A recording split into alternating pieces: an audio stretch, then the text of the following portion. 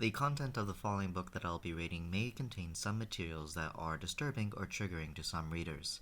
Please visit the book's page on Cinnabar Moth's website in order to read further before listening. The Path of Chaos by Tom Haward. Chapter 1. Britannia 2030, London. The nail hit an artery, and blood spattered Max's face. It didn't disgust him, it gave him a hard-on. Before the arterial spray got out of control, Max hammered the nail in further, which acted as a plug and controlled the bleeding. He wiped his brow, but still had one more nail to do. He stood up and cricked his neck. It clicked in a couple of places. Max walked around to the other side and picked up the final nail. He weighted it in his hand. With all the advancements in technology over the last 2,000 years, the good old-fashioned nail had barely changed, and crucifixion was still as reliable as ever. Guess some things reach perfection quicker than others. He looked down at Olivia. My God, she looked like his ex, Lucy. She was barely conscious. The pain had caused her to pass out a couple of times, and he had to up the dosage of saline fluid to ensure she was hydrated. That was one improvement the Romans had made to the crucifixion process. Hooking the victims up to saline made the process last even longer and prolonged the agony. Max checked the saline feed was still in place properly. He wasn't going to lose this one early. He licked her face, but Olivia barely responded, and Max worried she wasn't going to last even another hour. He reached into his pocket and pulled out smelling salts. He undid the bottle, bent over, and placed the vial under Olivia's nose. She jerked awake from the pungent smell and opened her eyes. She went from docile to distressed in seconds, and terror washed over her face like a thing of beauty to Max. "Hi, darling. Glad you're with us again. Thought we'd lost you for a second."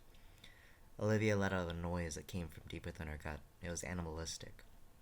Max felt his trousers twitch at the sound. He wished he could stick it to her again. He also wished he could have done a double crucifixion with his ex, Lucy.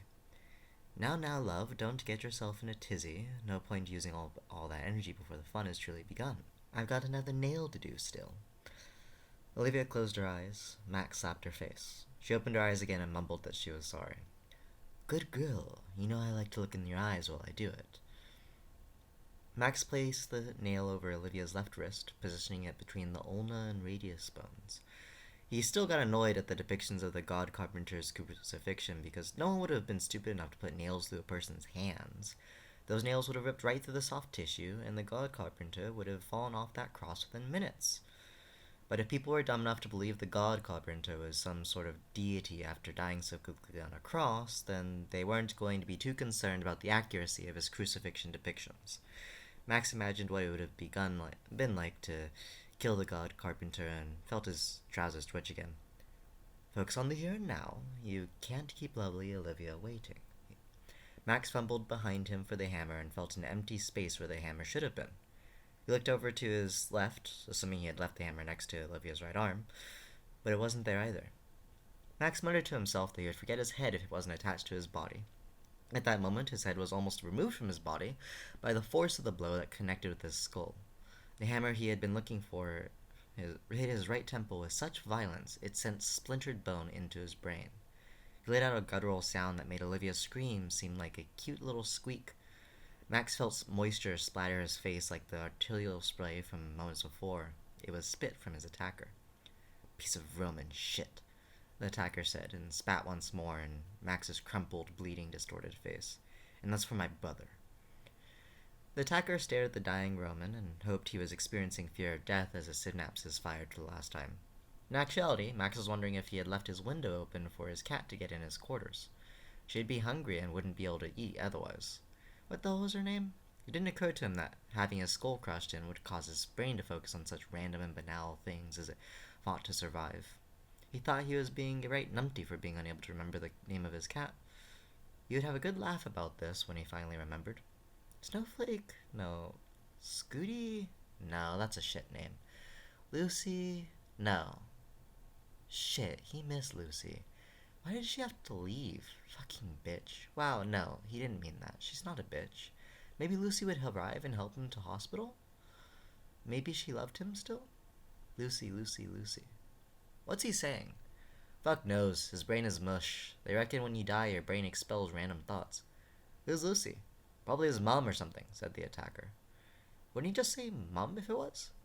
Seriously, Tobias? You're analyzing his final thoughts before he kicks the bucket? Why don't we put him on a couch and do some counseling?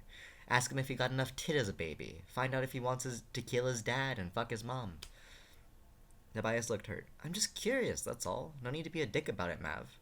Mav sighed. Really? You're going to sulk? What did I say that was so out of line? It's not what you said, it's the way you said it. I'm very sorry, Petal. Do you want me to kiss your hurt feelings better after we finish murdering someone and trying to save Olivia's life?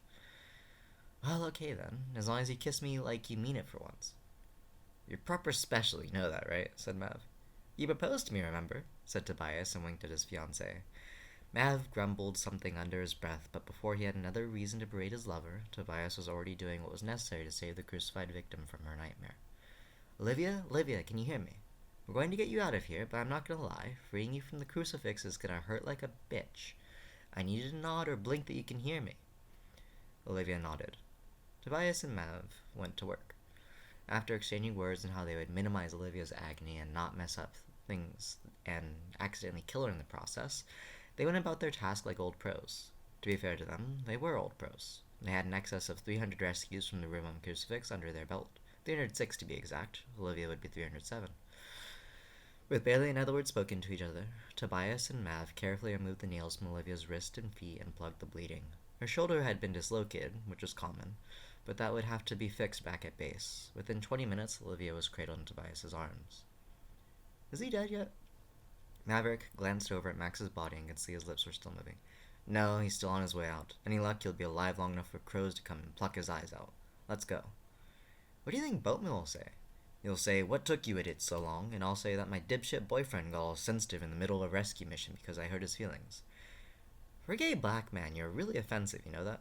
Shut up, and don't drop Olivia. Her feelings would be the least of your troubles. I'm not scared of Boatman, said Tobias. Matt let out a booming laugh that echoed off Southwark's cobbled streets and close-knit terraced houses. Just don't drop Boatman's wife, and we'll forget you said that. Mav and Tobias walked in silence for a few minutes, and then Mav looked at Tobias and said, You are an oversensitive idiot. You know that, right? Tobias opened his mouth to protest, but before he could defend himself, he wouldn't see the irony, Mav cut him off and said, But you're my oversensitive idiot, and I love you very much. Tobias went the color of the surrounding brickwork and walked with a bounce in his step. Olivia whimpered in his arms, but was stable. The two figures somehow managed to disappear into the night, leaving behind them row upon row of crucified bodies and the twitching, dying body of the Emperor's son.